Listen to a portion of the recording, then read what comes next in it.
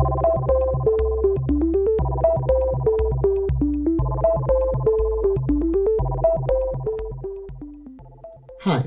I'm Dan Michasuchu. Welcome to Software Project Management Course Notes, a podcast created based on Agile Software Development online classes I deliver to Software Engineering Master Program at the Faculty of Mathematics and Computer Science from Babeș-Bolyai University.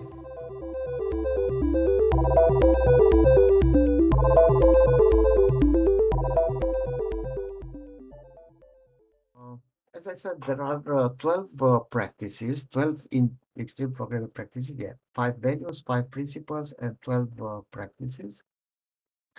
And I will tell you a few words about each practice. And the first one I have here is pair programming, because in XP, the programmers work in pairs, and all code is developed by two programmers who work together at a single computer, at a single machine, let's say. And the expectation is that pair programming produces higher quality code at the same cost or less cost. Of course, that the quality is higher, the cost is not so obvious that will remain the same, because any manager, when sees that there are two people staying in the front of a computer working together, he will think why they are not working separately in parallel on different features, why they have to stay together. But it seems that besides the quality, also the speed is higher, and there are a lot of other advantages we can have from using this practice. Now, the next one is simple design. It is considered that the best design is the easiest one that works.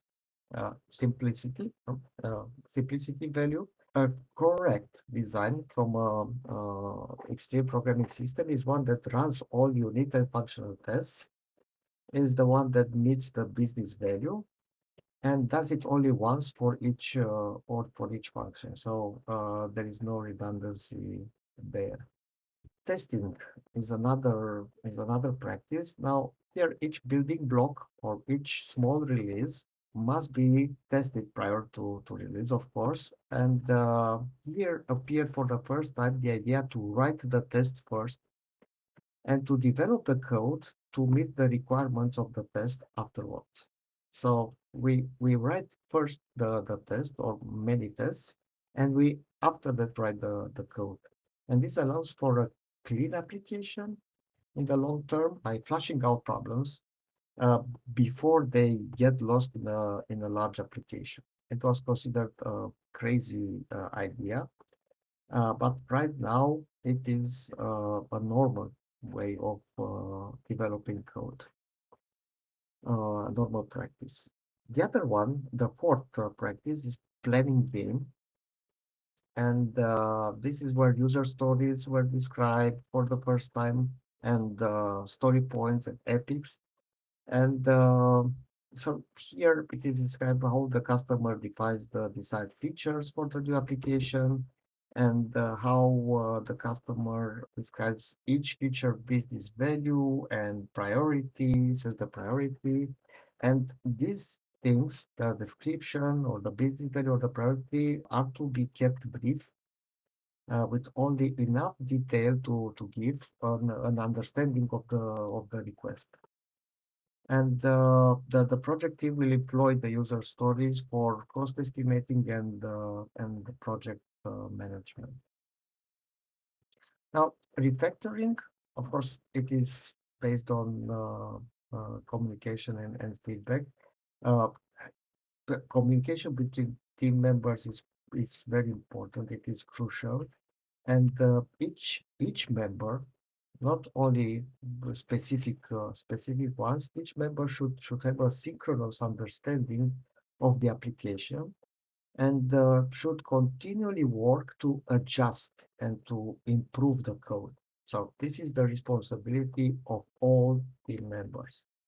And this allows the system to be constantly revised without duplicating the code.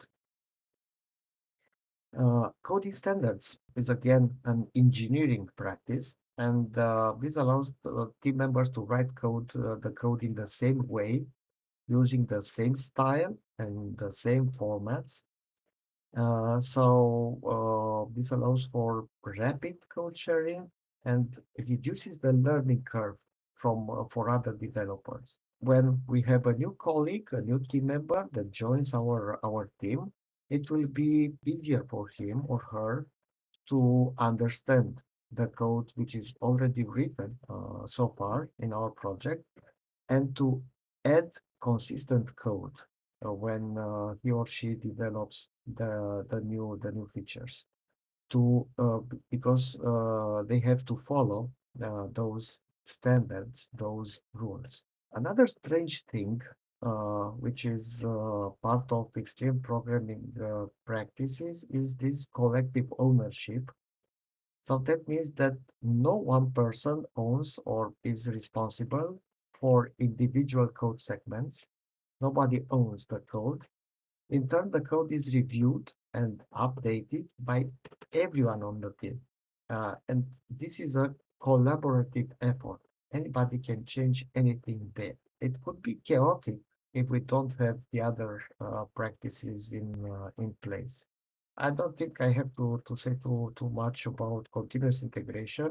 That means that software builds are completed several times a day, and this keeps all developers on the same page by keeping the application up to date with the most recent coding changes. Another strange practice is metaphor.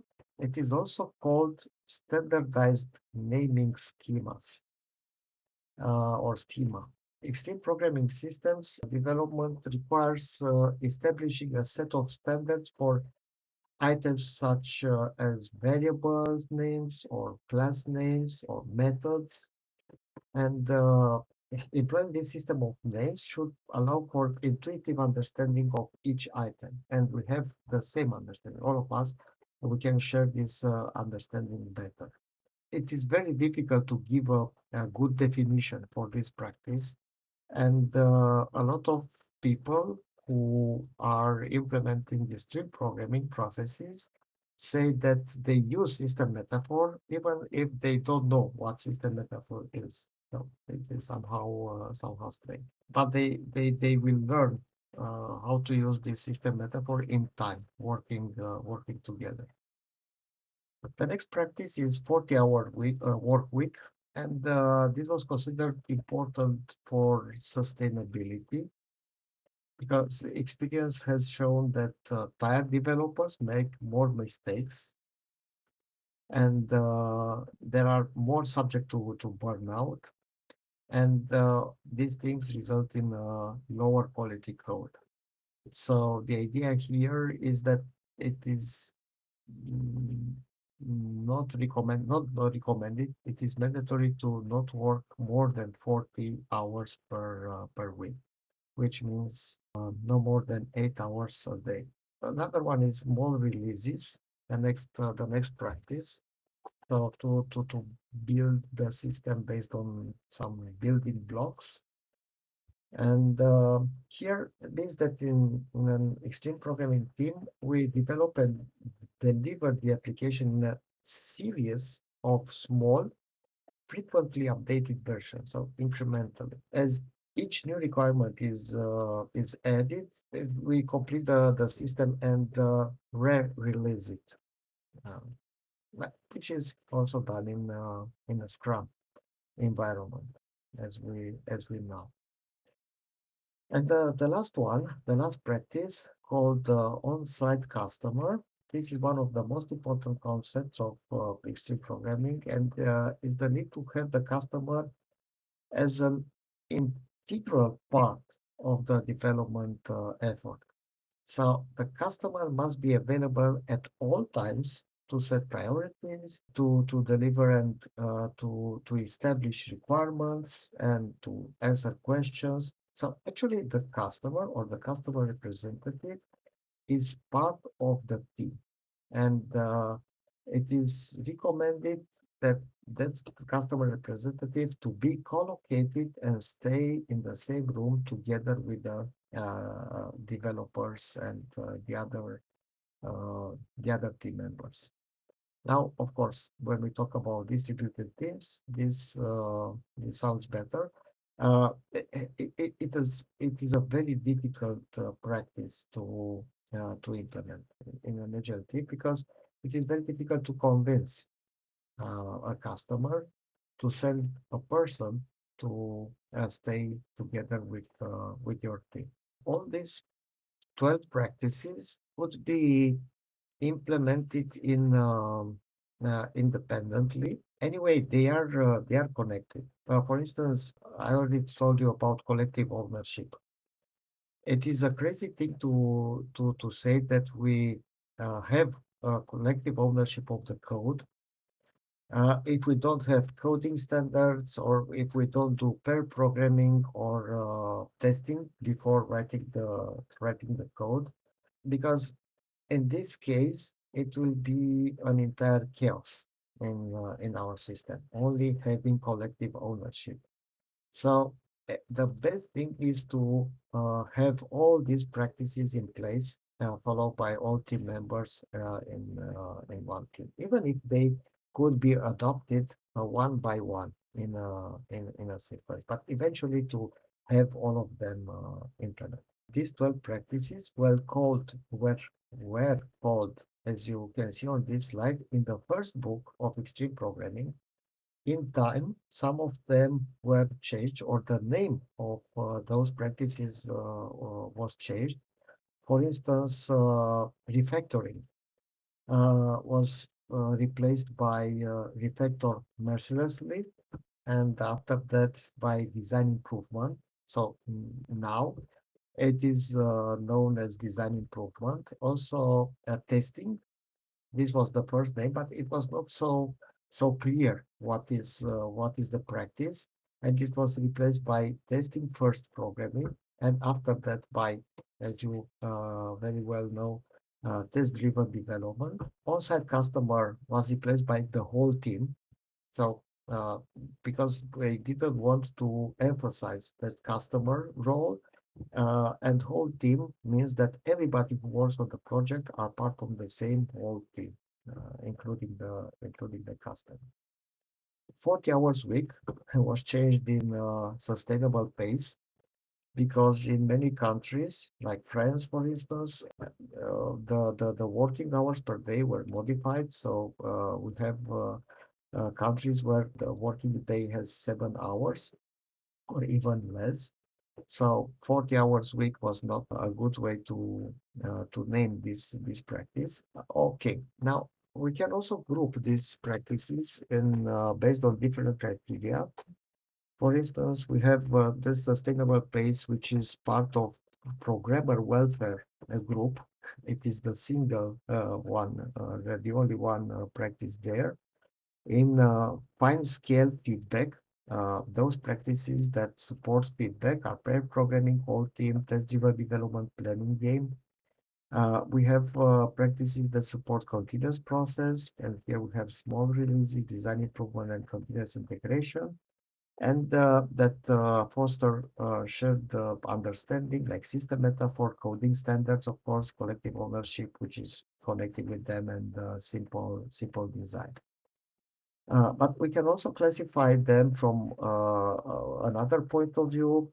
For instance, we have practices that are strongly connected with programming, which are programming practices.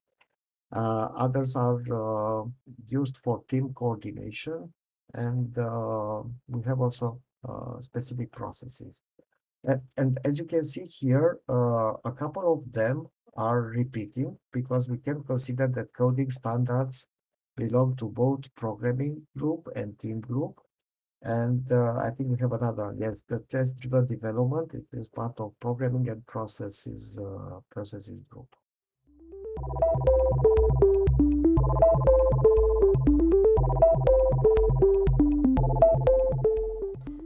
Thanks for listening to Software Project Management Course Notes. If you enjoyed this episode and you'd like to help support the podcast, please share it with others, post about it on social media, or leave a rating or a review.